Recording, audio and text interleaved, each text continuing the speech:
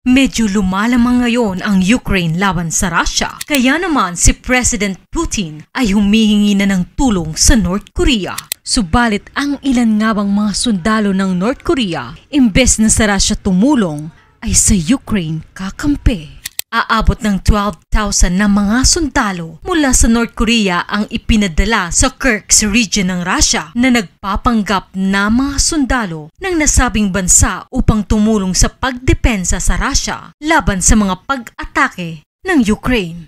Ang alyansang ito ay nagbebenepisyo sa dalawang bansa katulad ng mga sumusunod. Ang North Korea ay nagbibigay ng kanilang mga sundalo at mga armas sa Russia, habang ang Russia naman ay nagbibigay sa North Korea ng mga pagkain at iba pang mga importanteng supplies. Ngunit ang alyansang ito ay mayroon ding maraming problema. Katulad ng hindi pagkakaintindihan dahil sa magkaiba sila ng lengguwahe, outdated ang training ng mga sundalo ng North Korea, at ang pangamba na baka ang mga sundalo ng North Korea ay tumakas. Yan at iba pang mga bagay patungkol sa alyansang Russia at North Korea ang pag-uusapan natin sa videong ito.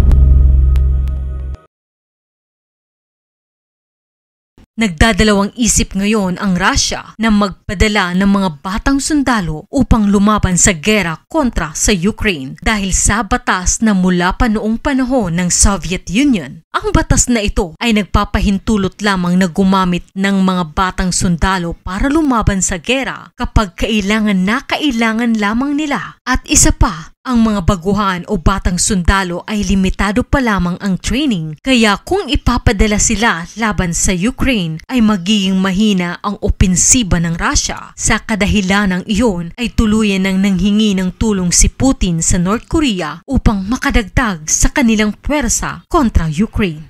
Kilala natin ang North Korea sa kanilang palaging pagtitesting ng mga missiles. Noong 2022 nga, nag-launch sila ng 64 na missiles at halos 30 naman noong 2023. Kahit nakaramihan sa mga missiles na kanilang itines ay pumalpak, may kakayahan pa rin ang North Korea na gumawa ng mga armas para sa Russia. Nakadepende ang Russia sa kanilang mga artillery sa kanilang laban kontra Ukraine at nakatulong ang mga ito ng malaki upang masakop nila noon ang mga lugar katulad ng Donbas. North Korea ang nagsusupply sa Russia ng mga milyong-milyong artillery na ito na tumutulong upang makapagpatuloy ang Russia sa gera. Samantala, nahihirapan naman ang Ukraine na gumamit ng mga drone na nagbibigay hirap sa kanila na i-counter ang artillery ng Russia. Noong 2023, ang Russia at North Korea ay lumagda sa isang mutual defense agreement na papayagan ang Russia na kumuha ng mga sundalo ng North Korea para ipadala sa gera. Nasa 10,000 hanggang 12,000 sundalo ng North Korea ang ipinadala sa Kursk region at inaasahang madaragdagan pa ito sa mga susunod na taon. Ang military ng North Korea ay binubuo ng mga sundalong lalaki at babae na kinakailangang magsilbi sa military ng mahabang panahon. 8 taon na pagsisilbi para sa mga lalaki at 5 taon naman para sa mga babae. Dahil dito, kaya maraming sundalo ang North Korea at kaya pa nila itong dagdagan ng milyong-milyon kung kinakailangan. Subalit, may malaking pagsubok na kinakaharap ang dalawang bansa sa pagdideploy sa mga sundalo ng North Korea. Una na dito ay ang kanilang military training ay outdated at wala silang masyadong karanasan sa makabagong gera. Karamihan din sa kanila ay humaharap sa food shortage o yung kakulangan ng pagkain na nakakaapekto sa kanilang pakikipaglaban. At isa sa pinakamalaking problema nila ay ang mga sundalong galing North Korea ay hindi marunong magsalita o umintindi ng Russian na nagpapahirap sa kanilang pakikipagkomunikasyon. Mayroon namang translator na ipinadala ang Russia, subalit napakahirap pa rin para sa mga North Korean ang intindihin ng mabilis ang utos sa Russian soldiers, kaya naman malaking pagsubok ito.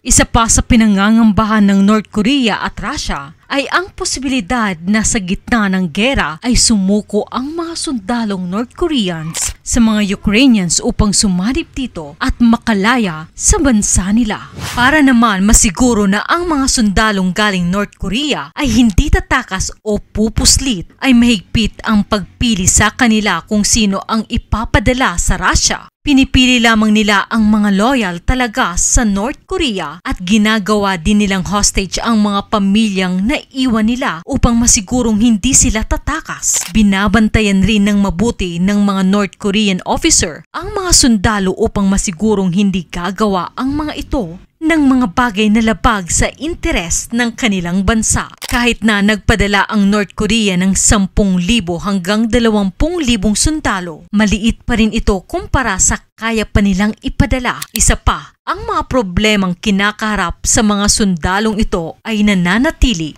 Luma ang mga kagamitan ng mga ito, kulang sila sa karanasan sa pakikipaglaban at karamihan sa kanila ay hindi napapakain ng tama. Idagdag pa ang hindi pagkakaintindihan nila dahil sa magkaibang lengguwahe na humahadlang para sa kanilang maayos na pakikipaglaban. Sa kabila ng mga pagsubok na ito, nananatili ang Russia na dumepende sa mga artillery na ibinibigay ng North Korea para lamang magpatuloy ang kanilang pakikipaglaban sa Ukraine. Kapalit naman ito ay pinibigyan ng Russia ang North Korea ng mga pagkain at iba pang importanteng bagay. Ang kanilang kooperasyon ay nagsimula lamang sa pagpapalakas ng kanilang mga puwersa ay humantong sa pagpapadala ng mga sundalo ng North Korea sa Russia. Habang ang unang bugso ng 10,000 sundalo mula North Korea ay maliit kumpara sa kaya nilang ibigay, ay maaari pang madagdagan ito sa mga susunod na panahon.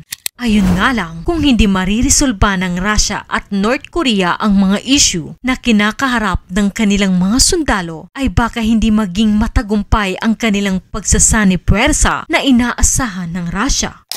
Hindi pa rin maaalis sa mga tao na nakatutok sa gera ng Russia at Ukraine na isipin na ang ginagawang ito ng Russia ay isang kadesperaduhan para lamang matalo ang Ukraine. Pero kung kayo ang tatanungin, desperado nga ba ang Russia o nakikita lang nilang may potensyal ang North Korea?